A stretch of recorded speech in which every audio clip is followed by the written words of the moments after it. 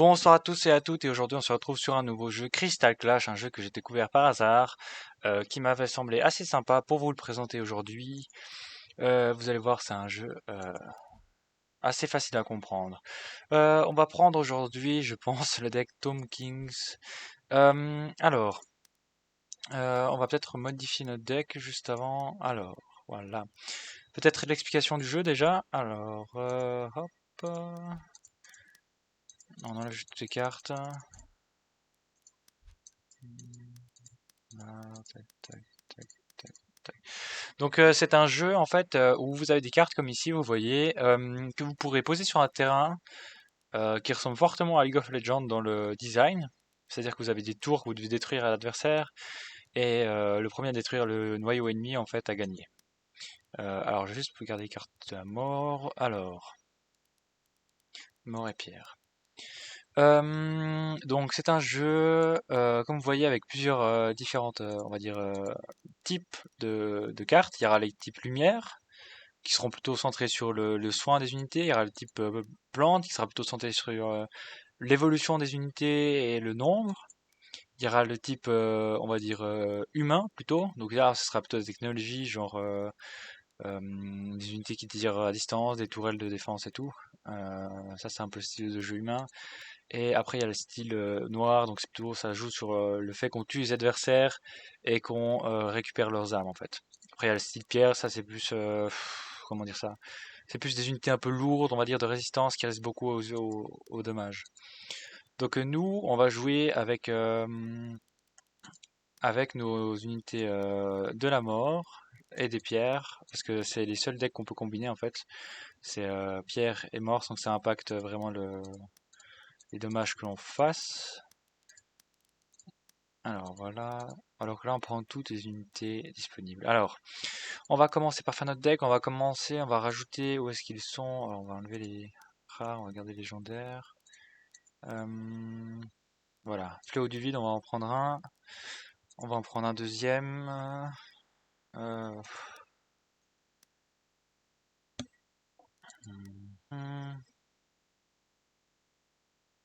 Fléau du vide, ok, on a que celui-là. Voilà, donc deuxième. Ensuite, on va juste voir les sorts.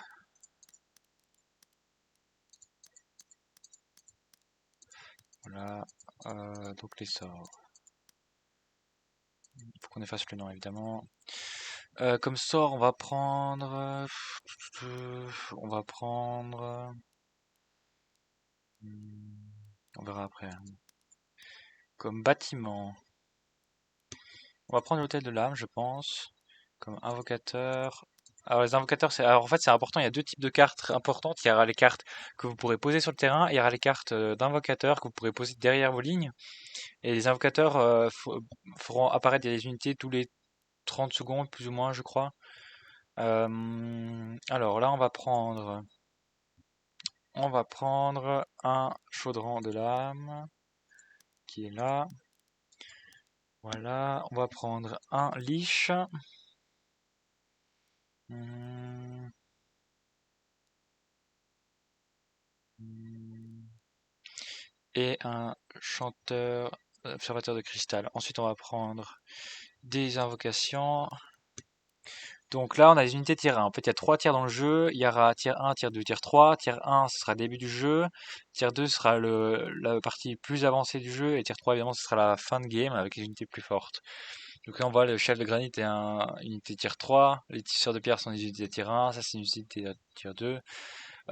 Chose très importante à savoir, on est limité au tiers des cartes que sur les cartes que l'on peut invoquer sur le terrain.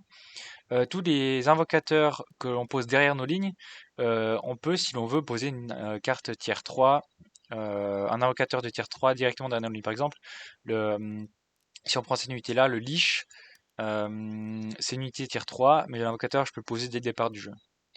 Et donc ça permet de poser des unités très fortes dès le départ. Par contre, évidemment, ça coûte une blinde, donc du coup, ça vous met un peu à poil au début. On va prendre, je pense, le dragon, si on arrive en fin de game, ce qui est pas dit, hein, c'est rare qu'on arrive en fin de game comme ça. On va prendre observateur de cristal 2 fois, c'est son unité niveau 2. Unité niveau 1, on a les deux faucheurs. On va prendre, je pense, un leash. Avec en plus... Donc là, on a tier 3, tier 3, tier 3, tier 3, tier 2. C'est bien si on avait encore un peu de tier 1 et du tier 2. On va garder tier 1 seulement. Tier 1 et tier 2. Voilà. Un chaudron de lame, je pense que c'est bien. Et ensuite, on a encore une unité de tier 1 si possible. Voilà.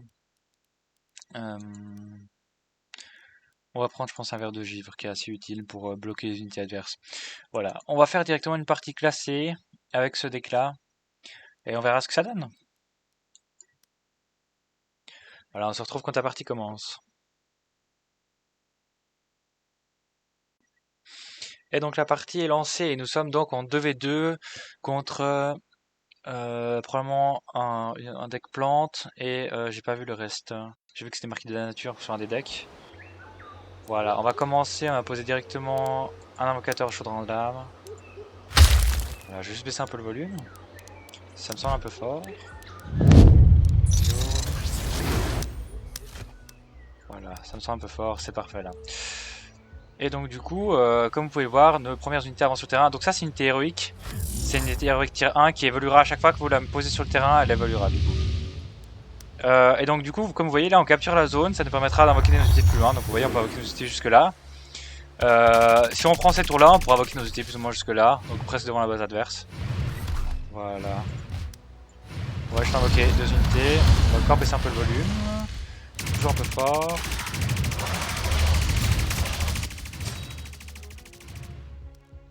Voilà, je pense que ça devrait suffire. Du coup, voilà. Donc là, on nous attaquera sur un tour. Vous voyez, la tour, ça, ce sont les points de... En fait, les munitions de la tour, si vous voulez. Ça se recharge quand il n'y a pas d'ennemis à proximité, comme vous voyez ici. Par contre, si ça reste trop longtemps... s'il y a des ennemis en fait dans la zone, bah, du coup, ça ne se chargera plus. Là, vous voyez en bas, ce sont le mana qu'on utilisera pour invoquer nos unités. Et ça, ce sont l'essence. Les essences, ça est utilisé pour invoquer tous ces... c'est utilisé pour utiliser ces invocateurs là sur la base principale. Donc, vous voyez, ça c'est une unité tier 2 aussi. Même non, une unité tier 3 je crois. Voilà. Voilà, on peut faire apparaître une unité derrière les ennemis aussi, ça peut être pratique. Pour les prendre à revers. Donc moi mes fantômes là c'est excellent comme unité. Pourquoi? Parce qu'en fait à chaque fois qu'une unité meurt à proximité, elle va récupérer l'âme et elle va augmenter ses points de vie et ses dégâts d'attaque. De même ce chaudron de l'âme récupérera les points de vie de l'adversaire. Et vous voyez là à droite, si vous voyez les effets, ça utilise ses armes pour infliger des dégâts au tour adverse si c'est à portée. Voilà, on va attendre nous pour économiser pour un invocateur de leash. Voilà, on y est bientôt à 2400. Voilà, et là on va pouvoir prendre bientôt la tour. Voilà. Donc une fois qu'on a pris la tour, les ennemis ne peuvent plus non plus invoquer sur ces zones. Hein. Ils sont obligés d'invoquer là derrière. Donc après ça donne un peu l'avantage à l'équipe qui attaque parce qu'elle aura plus de troupes au milieu. Évidemment, alors regardez, on prend la zone. À partir du moment où il y a un ennemi dans cette zone là, dans ce cercle là, vous ne pourrez plus capturer la zone. Donc vous voyez là on ne capture plus parce qu'il y a une unité ennemie dans la zone. Là il est mort et donc du coup directement on capture la zone. Voilà. Voilà, 2200. Là on va commencer à attaquer sa tour principale. Donc sa tour principale fait très très mal. Hein. Je crois, si je me trompe pas, que... Bon voilà, maintenant il est à portée, mais quand il tirait depuis là au fond, il n'était pas à portée ce tank. Voilà, 2400, on peut invoquer du coup notre golem, enfin notre leash. Chose importante de savoir aussi, les cases, en fait, vous voyez les cases bleues, en fait c'est les zones où il n'y a pas encore eu d'apparition. Dès qu'elles passent au gris, en fait l'unité apparaît, donc ça apparaît les unes après les autres, les cases. Donc si vous voulez poser des invocateurs, généralement vous essayez de poser ça sur les cases qui sont encore vertes. Ça fera apparaître directement l'unité sur le terrain en fait. Je montrerai ça si possible par la suite. Voilà. On va mettre un peu de tanking. Voilà, là on jette son unité. Bon, elle est morte déjà. Il faut quoi, 1500 pour invoquer nos unités. Voilà, tac tac. Et notre leash fait des dégâts de zone, donc c'est très utile contre beaucoup de petites unités. Une fois qu'il a 5, je crois, il lui faut 5 charges d'âme. Voilà, 5, et là, voilà, dégâts de zone. Pouf. Dans 12 secondes, on aura débloqué la phase 2. Donc on a des unités plus fortes. Voilà, on a déjà infligé un peu des dommages au Nexus adversaire, on lui a enlevé plus ou moins 1000 points de vie. Un peu moins, mais pas très loin. On lui a enlevé 990... 990... non, 986, pardon. Voilà. On n'a pas encore assez pour invoquer un deuxième unité. Alors on va invoquer du coup nos gardiens de pierre, nos observateurs de cristal. C'est des unités qui sont très très bien, ça. Ça a double tir, donc ça peut attaquer 2 unités à la fois si c'est à portée. En plus ça vole, donc la plupart des unités qui sont au sol ne les touchent pas. Voilà, vous voyez l'unité là, le Nexus ennemi ne peut pas recharger les munitions parce que nous sommes à portée. Donc là on va pouvoir les tuer à petit feu en fait. Voilà, là on peut invoquer, vous voyez, zone bleue. Regardez, je pose mon truc, hop, zone bleue ça fait apparaître directement, la zone passe au noir.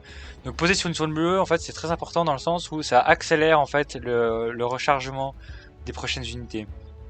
Au lieu qu'une seule case disparaisse, vous en faites disparaître une deuxième avec votre unité qui n'a pas besoin de disparaître et donc du coup les prochaines unités arrivent une case plus rapidement, vous voyez ce que je veux dire? Voilà, voilà. Donc là on a gagné la partie hein, très largement. Donc voilà, c'était tout pour la présentation de ce jeu. On va probablement se retrouver pour 2-3 petites parties probablement prochainement je pense sur le jeu. Et donc là à chaque fois qu'on gagne une partie on peut choisir une carte que l'on peut récupérer. Je les ai déjà toutes donc voilà, les seules utilités de ces cartes seront des désenchantés pour gagner des cristaux. Voilà, validé. Et nous avons également accompli des missions, collecter récompenses et on a aussi une carte. Je les ai déjà toutes aussi. Donc pas de préférence, on va plutôt prendre le prêtre peut-être. Voilà, et on a gagné de l'argent. Voilà. Donc je disais, les seules utilités des cartes comme ça que vous avez à double, c'est si d'un coup, par exemple celle-là, je sais que j'ai déjà, je peux choisir de la sacrifier pour augmenter en fait le niveau d'une carte. C'est-à-dire si par exemple je veux augmenter le niveau de cette carte-là, je peux voilà montrer les détails de la carte et après je sacrifie les cartes que je veux pas. Vous voyez, sacrifice et en fait je peux augmenter le niveau de ma carte. Vous voyez, ça montre la zone que j'ai besoin pour augmenter le niveau. Voilà, donc une unité augmente à chaque fois de 5 niveaux. Donc il y a toujours les niveaux, vous voyez, normal, niveau pierre. Après vous avez le niveau bronze. Donc le niveau 1 à 5 de bronze. Une fois niveau 5 de bronze, vous pouvez passer au niveau, c'est quoi, diamant ça je crois? Argent, d'accord, ça au niveau argent. Niveau 1 à 5, après vous pouvez passer au niveau diamant. Et enfin niveau or, pardon. Et au niveau or, vous pouvez passer après au niveau légendaire. Non, ça c'est tout, je crois. Il n'y a pas d'autre niveau. Je crois or c'est le maximum. Il me semble pas que j'ai pu améliorer au plus que ça. Ou si je prends ça à montrer le détail de la carte, ouais, maximum. Donc niveau 5 c'est niveau maximum, niveau 5 de l'or.